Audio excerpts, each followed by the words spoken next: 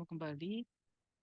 Kali ini saya akan coba menyampaikan materi terkait huruf dan layout presentasi grafis arsitektur. Di sini pustaka utama yang kami pakai adalah Architectural Graphic dari Francis D. Cutting. Yang pertama terkait simbol dan huruf. Penggunaan simbol dan huruf ini dalam komunikasi arsitektur bertujuan untuk membantu pembaca mengidentifikasi beragam gambar arsitektur dalam suatu presentasi. Agar mudah dikenali dan dibaca, sebaiknya dibuat sederhana, simpel, dan bersih, serta jelas. Jenis huruf atau font yang lazim digunakan pada gambar arsitektural adalah Arial.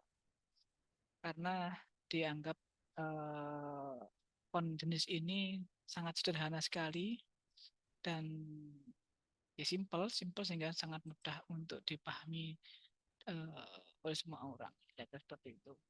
Kemudian yang perlu diperhatikan dalam membuat huruf adalah yang satu ukuran, kedua berat, dan ketiga penempatan.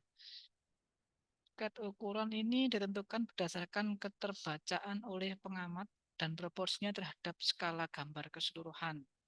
Jadi misalkan gambar ini skalanya membesar atau mengecil, sebaiknya huruf tidak mengikuti membesar dan mengecil begitu saja, tapi tetap harus mempertimbangkan keterbacaan si huruf tersebut oleh pembaca. Jadi misalkan ketika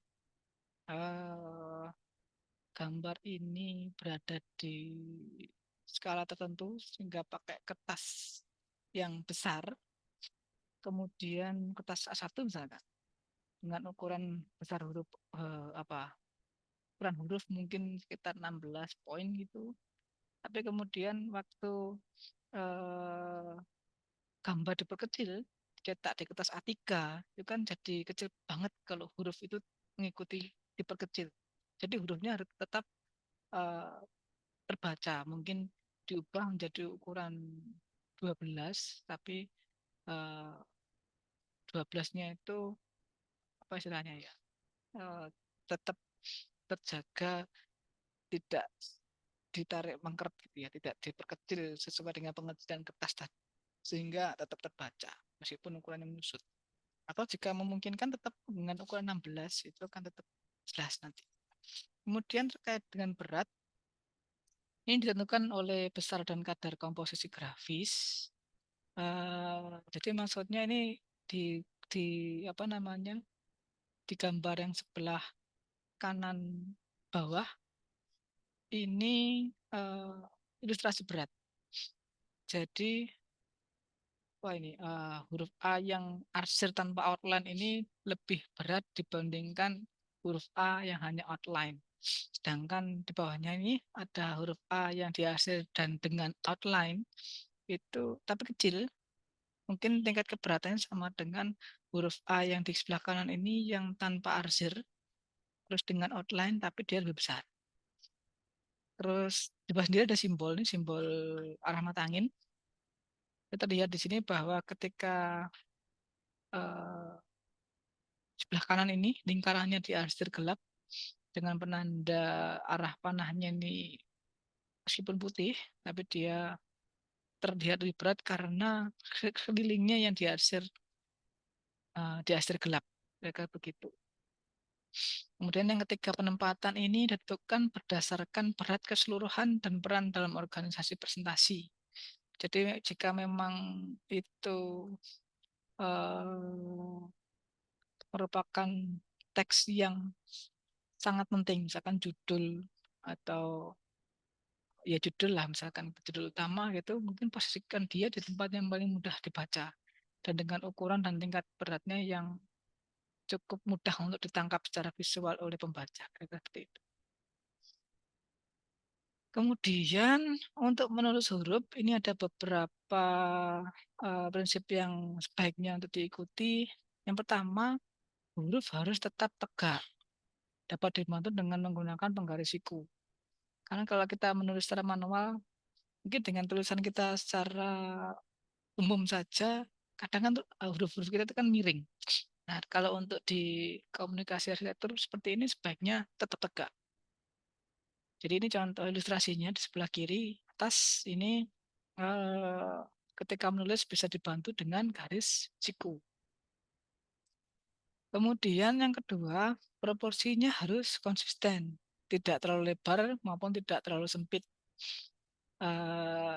Contoh yang paling normal sebelah kiri seperti ini, sedangkan yang tengah ini terlalu melebar, sebelah kanan ini terlalu menyempit sehingga kesannya terlihat vertikal sekali.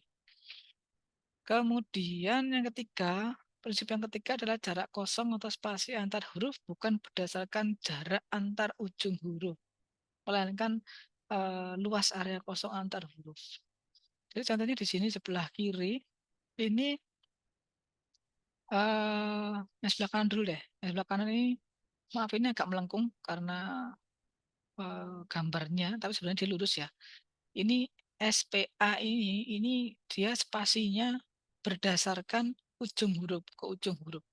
Akhirnya terlihat bahwa antara huruf S dan P dan antara huruf P dan A tidak seimbang. Antara huruf P dan A ada jarak yang lebih lebar daripada jarak antara S dan P. Sedangkan yang lebih tepat adalah di sebelah kiri, di mana luas area S, luas area kosong antara S dan P ini sama kira-kira sama luas dengan luas area kosong antara P dan A dan seterusnya antara A dan C ini hampir sama.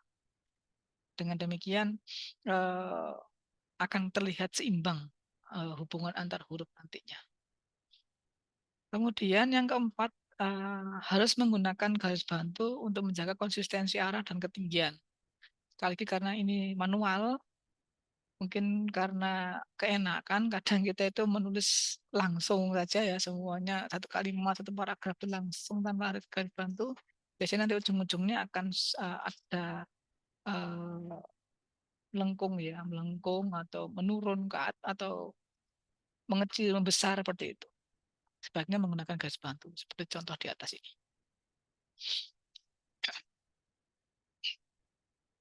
Kemudian terkait simbol, uh, ini menunjukkan beberapa simbol yang sering digunakan di gambar-gambar arsitektur. Yang pertama, yang paling atas ini adalah simbol arah mata angin, yang wajib ada di gambar-gambar plan, gambar-gambar tampak atas, denah, seperti itu, set plan, layout plan. Kemudian di sebelah kiri ini ada skala batang. Skala batang itu menunjukkan bahwa misalkan seperti ini, strip lebar ini adalah berapa meter, misalkan 1 meter. Berarti di gambar kita yang kita tampilkan di lembar kerja itu setiap lebar segini itu adalah 1 meter. Kemudian mungkin nanti lebih detailnya akan disampaikan materi di minggu-minggu agak belakang ya, untuk kita sudah belajar denah, potongan dan lain-lain. Kemudian di tengah ini ada contoh simbol dari potongan. Garis potongan ini yang penting selalu ada tanda panahnya untuk menunjukkan arahnya kemana. Nah ini panah ini yang bisa kita kembangkan macam-macam. Misalnya panah ya sama aja sih, panah semua sih ketiganya ini. Kemudian dan selanjutnya, mungkin nanti lebih jelasnya kita masuk di materi gambar titik yang selanjutnya. Kemudian kita masuk ke sub selanjutnya yaitu layout presentasi. Lebih tepatnya mungkin layout presentasi grafis ya. Ini saya coba menampilkan salah satu layout grafis yang memang sudah dipakai di dunia profesional. Jadi ini ya maaf karena saya suka nonton aja. Jadi ini salah satu apa namanya layout grafis suatu movie ya. Di sini dari ini akan membuktikan bahwa prinsip yang akan kami coba sampaikan berdasarkan Francis Dekajing ini bahkan juga sesuai dengan presentasi grafis di luar arsitektur. Mereka kayak gitu. Coba kita lihat apa saja prinsip presentasi grafis. Ada 4 di sini. Menurut Francis D. Kajing ini di buku dalam bukunya Architectural Graphic. Yang pertama ada pusat pandangan, terus kedua ada kesatuan, ada keberlanjutan dan efisiensi. Pusat pandangan ini adalah mengartikulasikan gagasan utama presentasi, terutama ketika tergabung dengan berbagai aspek lain atau tergabung dengan teks-teks yang lain kah, atau tergabung dengan gambar-gambar yang lain kah, kita tetap harus menetapkan suatu pusat pandangnya di mana. Seperti komposisi grafik mungkin ya, waktu kita merancang estetika kan kita juga mempertimbangkan adanya pusat pandangan atau focal point dari komposisi kita di mana, seperti itu. Kemudian kesatuan ini terkait dengan penataan gambar dan teks yang komprehensif dan terintegrasi. Kemudian yang kedua itu konsistensi skala, format, media, dan teknik. Mungkin lebih terkait yang kedua lebih terkait ke apa namanya ukuran gambar, yang secara umum ya, meskipun ada yang menjadi pusat pandangan, gambar-gambar yang lain skalanya tetap konsisten, terus font-fontnya sama, tidak terlalu banyak macam font di sana seperti itu. Kemudian tema mungkin macam format ini mungkin bisa arah ke tema, misalkan kalau memang ingin bersatu tema warna-warna apa ya ceria gitu ya, itu mungkin akan ceria terus di setiap lembarnya seperti itu. Dan mungkin setiap antar bagian di dalam satu lembaran juga akan konsisten juga. Kemudian yang keempat keberlanjutan, maaf yang ketiga ya, keberlanjutan ini maksudnya setiap segmen harus terhubung sehingga memperkuat satu sama lain. Mungkin kalau saya kembali ke slide sebelumnya ini, kita lihat bahwa ketika menata gambar dan menata teks ini terlihat ada kesinambungan dari entah dari pemosisiannya ini kan cara batasnya sebelah sini kan di tengah ini kan kelihatan dia. Terus bolanya kotak memanjang ini ya, dia bertahan baik gambar maupun teks dengan baik. Teks seperti ini misalkan, dia mengikuti lebar gambar di atasnya. Seperti itu. Ini dimaksud dengan keberlanjutan dan kesesuaian format sama lain. Terus efisiensi ini padat langsung menuju maksud yang ingin disampaikan. Karena kita presentasi grafis, dominasi oleh gambar atau diagram, sedangkan deskripsinya cukup untuk membantu saja. Jadi poin-poinnya saja. Jika ingin membaca lebih detail, nanti akan diarahkan untuk membaca laporan kah atau membaca uh, apa gambar-gambar perencanaan atau bagaimana? Itu kira-kira. Kemudian untuk elemen presentasi arsitektur ini ada gambar, ada informasi verbal atau teks, ada hubungan dengan latar. Untuk gambar ini maksudnya ya jelas ya gambar-gambar arsitektur termasuk denah, dimensi, potongan. Kemudian untuk informasi verbal atau teks, ini termasuk simbol-simbol tadi, panah mata angin, dan skala gambar, judul, legenda, deskripsi gitu yang perlu disampaikan. Barangkali kalau di presentasi arsitektur itu seperti apa namanya, konsepkah, idenya apa itu bisa dijelaskan pakai menggunakan deskripsi. Kemudian hubungan dengan latar ini arahnya ke bagaimana teks tersebut itu, teks atau gambar-gambar yang ditampilkan itu keterkaitannya dengan latarnya bagaimana. Contohnya seperti ini, ketika kita lataran sekaligus menjadi sebuah apa ya gambar yang diutamakan ya, berarti kan ada eh,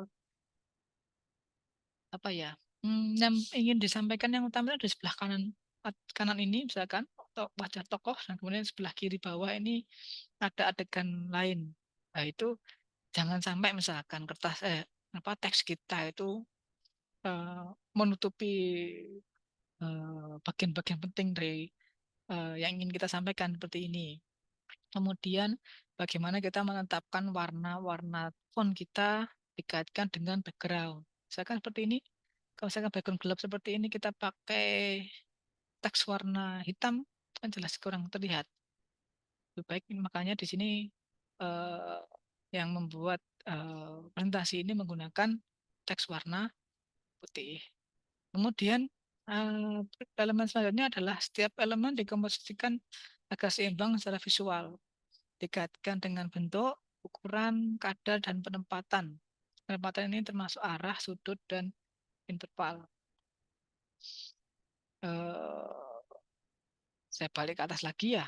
Jadi terkait seperti ini, nuansa dari gambar-gambar yang kecil-kecil ini, dia kan bersama ya. Jadi tidak ada yang tiba-tiba mentereng sangat terang sekali, terus tiba-tiba ada yang gelap sekali gitu kan. Enggak, masih dapat apa kita baca kesinambungan di antaranya. Misalnya.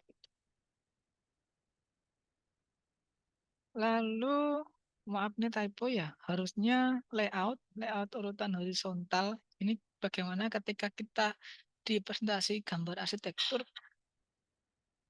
dan presentasi grafis arsitektur itu menata objek secara menata gambar-gambar objek kita secara horizontal.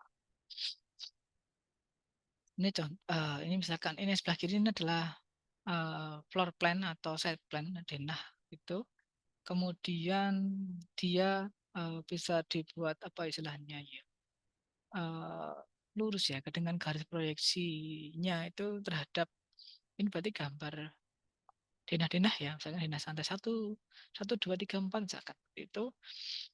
Kemudian sebelah kanannya ini kita bisa bisa dilihat ya bagian bawah ini tetap dasarnya ini dasar lantai tampak ini bisa ngikuti batas bawah gambar denah untuk menunjukkan kesinambungan kesatuan antar gambar untuk ditampilkan dalam suatu presentasi. Kemudian gambar tiga dimensi perspektif dikaitkan langsung dengan gambar yang kontekstual. Berarti kan antara gambar denah dan dengan tampak atau potongan. Kira-kira gitu. Ini di atas keterangannya adalah tampak bangunan disusun vertikal atau horizontal berdasarkan denah. Ya, tadi yang sudah disampaikan.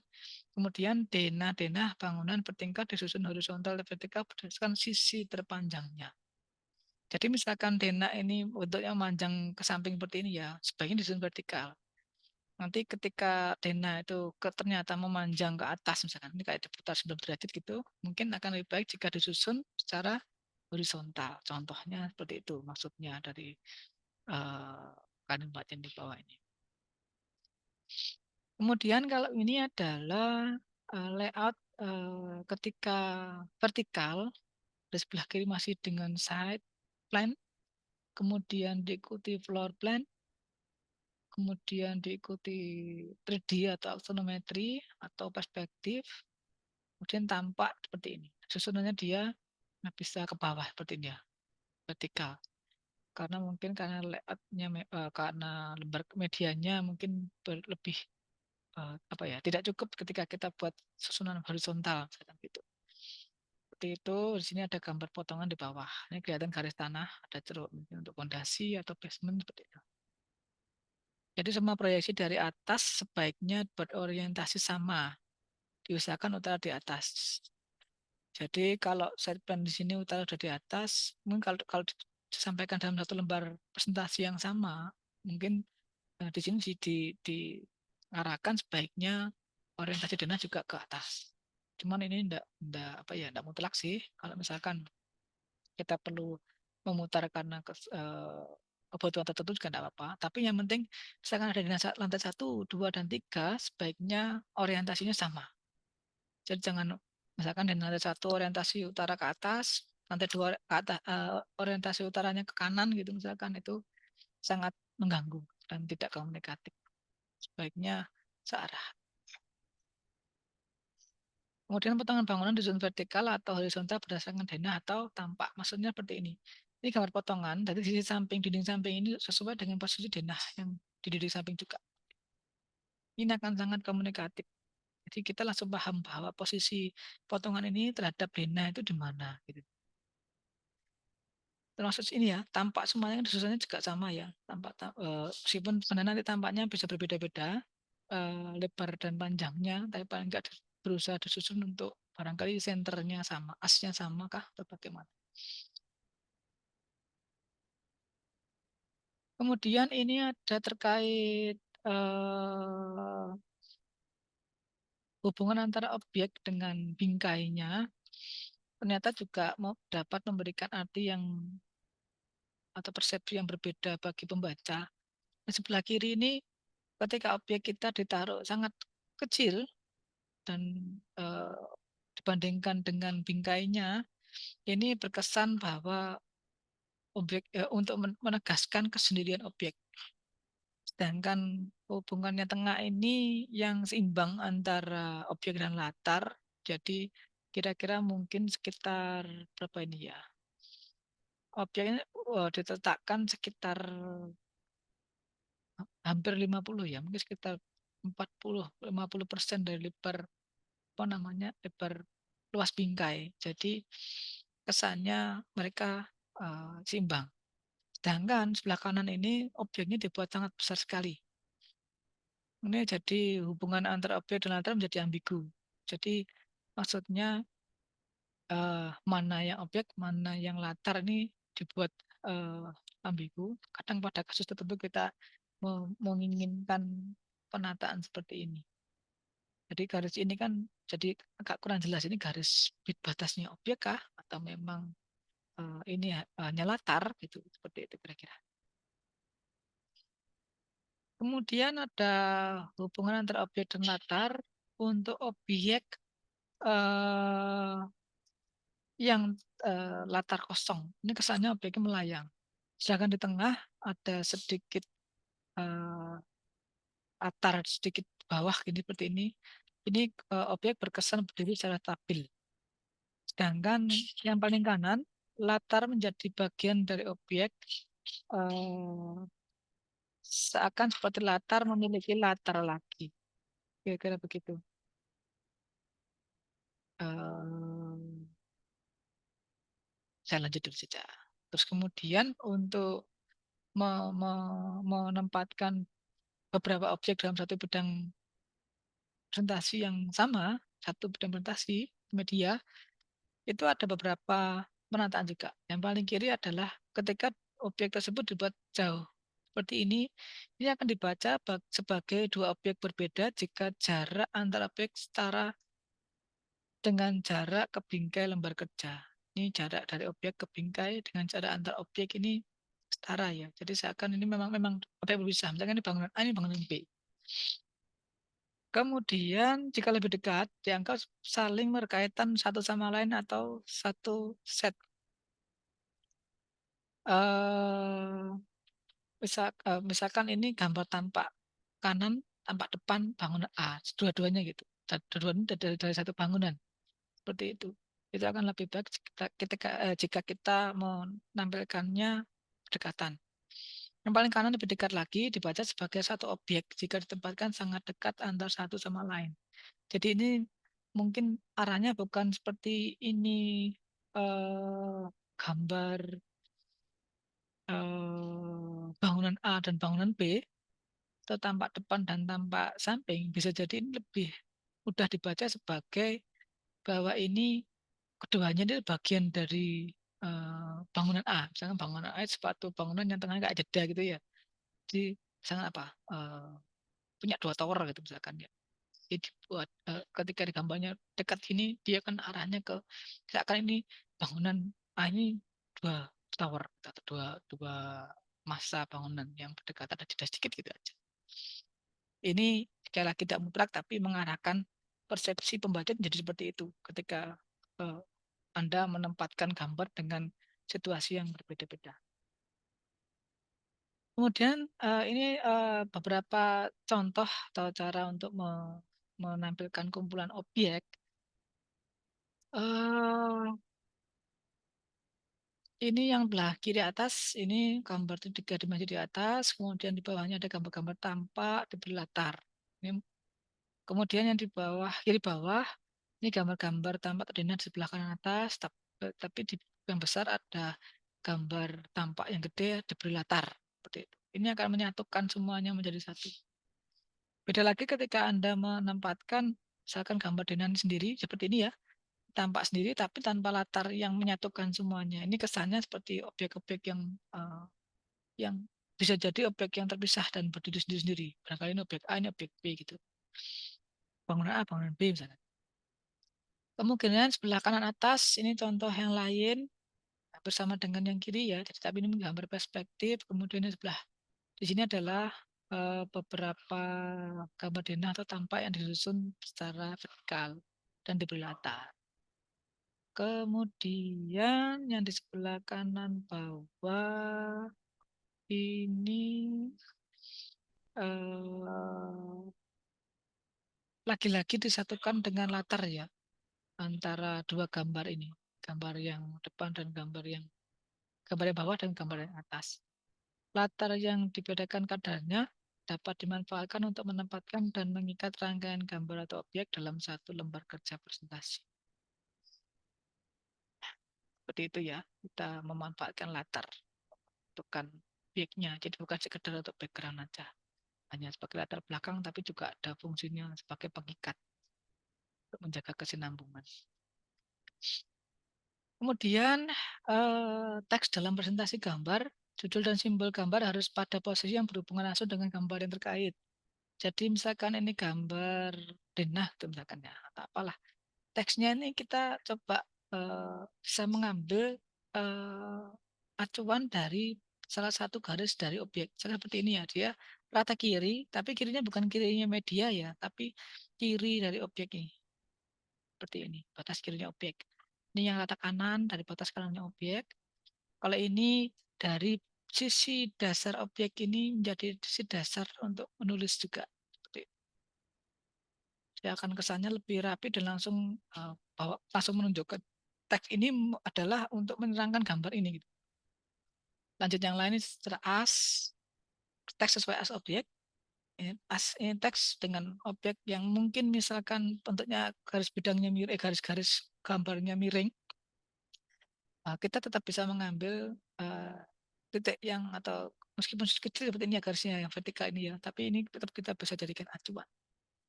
Contoh yang lain, ketika objeknya tidak berbentuk geometris, ya posisi yang kosong ini bisa kita tempati untuk teks seperti itu. Ini posisi-posisi seperti ini akan menguatkan hubungan teks dengan objeknya. Beda ketika kita taruh sembarangan, misalkan teks ini kita taruh di pojokan gini gitu. Nanti di sini tiba-tiba ada gambar yang lain, akan jadi bingung teks ini milik siapa. Ini menunjukkan atau judulnya objek yang mana, gambar yang mana, gitu akan menjadi ambigu. Layout simetris ini sangat baik untuk objek yang simetris juga. Kemudian judul dapat membantu menstabilkan proporsi atau komposisi gambar yang berbentuk aneh atau timpang. Ya, ini nanti sekaligus yang sebelah kanan bawah sekaligus ini kan objeknya memang tidak geometris sehingga yang kanan dan kiri tidak seimbang. Kita bisa menaruh teks untuk menyeimbangkannya. Kira-kira begitu. Kemudian lanjut masih dengan teks dalam presentasi gambar, tapi ini dengan konteks teks yang lebih panjang. Ini judul proyek dan informasinya sebaiknya tidak terikat oleh gambar tunggal, melainkan pada lembar kerja secara keseluruhan. Karena judul proyek dan informasinya ini arahnya kan menjelaskan bahwa semua gambar dalam satu media ini adalah satu bangunan, satu kesatuan. Jadi akhirnya judul dan deskripsinya tidak terkait dengan objek seperti yang tadi ini, tapi terkait dengan medianya. Karena ini menerangkan untuk semua objek yang ada di atau sebuah gambar yang ada di dalam media tersebut.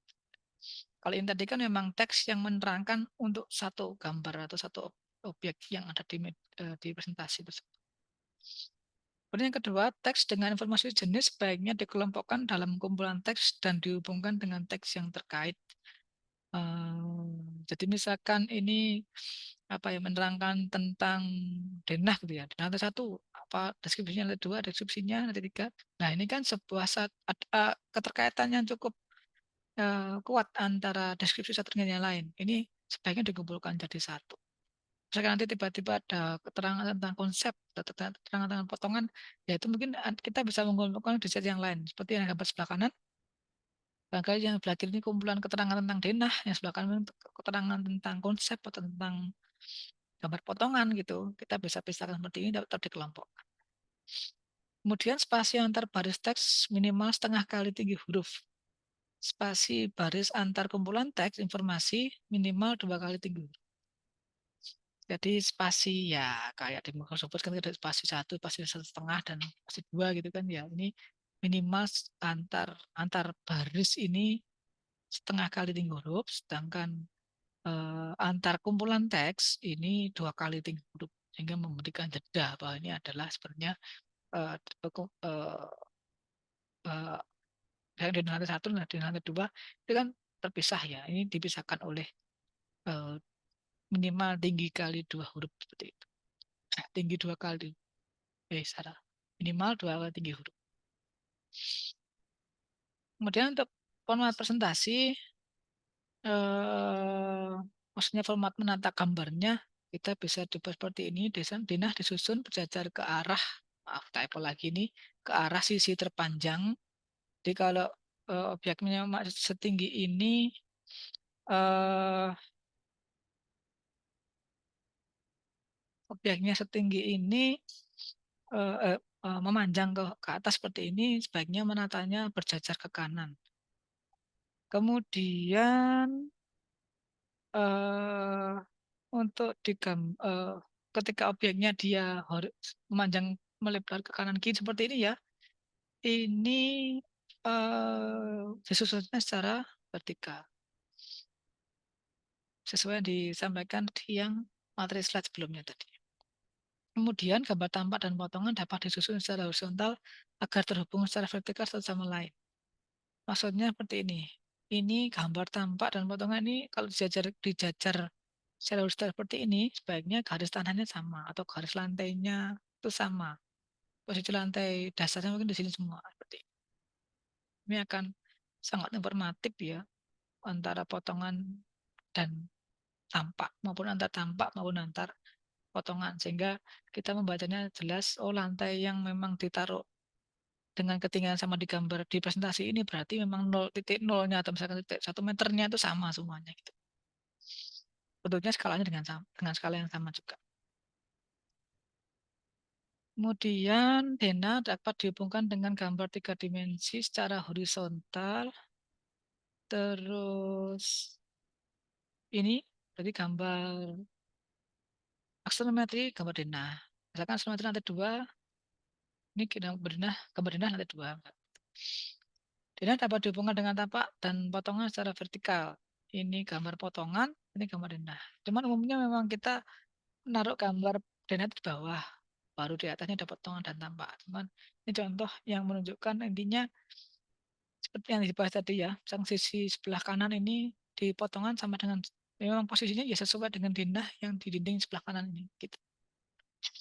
Kemudian gambar aksonometri dapat dirangkai secara vertikal maupun horizontal. Yang penting ada keterikatan apa namanya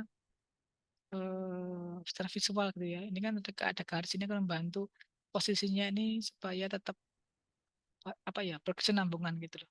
Salah satu gambar dengan gambar yang lain. Ini bila terdapat beberapa objek atau gambar yang berbeda kategori atau jenis, sebaiknya setiap gambar tersebut dibingkai sendiri meskipun dalam satu layout presentasi. Misalkan tadi ini mungkin diagram tentang apa, tata ruang, tentang barangkali utilitas, tentang apa, ini kita bisa bedakan karena mereka tidak langsung berkaitan satu sama lain.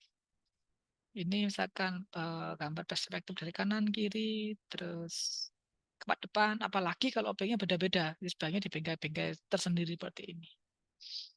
Menegaskan bahwa mereka tuh berbeda, bukan dari bukan hal yang sama gitu. Terus format presentasi lagi, ini ada yang terpusat seperti yang sebelah kiri atas, denah dikelilingi tampak, gambar gambar 3 dimensi yang diperpanjang, gambar kunci dikelilingi detail tersebut atau key plan ya. Ini gambar denah ada tampak depan, samping gitu. Ini gambar apa namanya 3 dimensi diikuti gambar-gambar apa ya, ortogonal tapi kok dua dimensi ya? Ya sudahlah, kira-kira begitu. Jadi ini yang penting pemosisiannya aja. Kemudian ada pola grid. Ini memberikan fleksibilitas tinggi dalam penempatan atau pengkomposisian gambar maupun teks. Seperti ini ya. Kita bagi dulu media menjadi 6 bidang seperti ini. Hingga kita isi sesuai dengan keinginan kita, teksnya di mana, gambarnya di mana. Tengah dan kanan kan uh, untuk contoh mengisi ke 6 gridnya atau pola organik. Ini yang paling apa istilahnya ya. Enggak terlalu kaku polanya, tapi kita tata supaya kelihatan menarik dengan memakai prinsip-prinsip penataan tadi yang dijelaskan di awal. Kemudian untuk presentasi lembar yang banyak, ukuran teks menyesuaikan seberapa jauh membaca mengamati. Kemudian nomor halaman atau keyplan dapat digunakan untuk mengidentifikasi presentasi arsitektur yang terdiri di beberapa lembar. Jadi apakah pakai halaman nomor satu, halaman 1, 2, 3, 4, 5, misalkan halaman 2 dari 10, halaman 3 dari 10 itu, atau kita juga bisa pakai keyplan. Keyplan itu gambar yang dengan skala kecil banget, itu nanti menunjukkan misalkan lembar ini adalah gambar, misalkan dalam keyplan itu ada gambar dan layout rumah berisi 4 kamar misalkan. Nanti dikasih tanda kamar A, dan ini gambar di sini khusus untuk lembar ini khusus gambar kamar A. Lembar berikutnya gambarnya sama tapi ditandai di kamar B, nanti di lembar tersebut isinya gambar-gambar tentang kamar B, seperti itu kira-kira. Kira-kira demikian yang bisa saya sampaikan terkait presentasi grafis di arsitektur. Untuk semoga bermanfaat. Bila ada diskusi mungkin dapat disampaikan ketika bertemu secara offline. Selamat belajar. Mohon maaf bila ada kekurangan. Semoga dapat memaksimalkan dalam pengerjaan tugas ke depan. Selamat siang. Wassalamualaikum warahmatullahi wabarakatuh.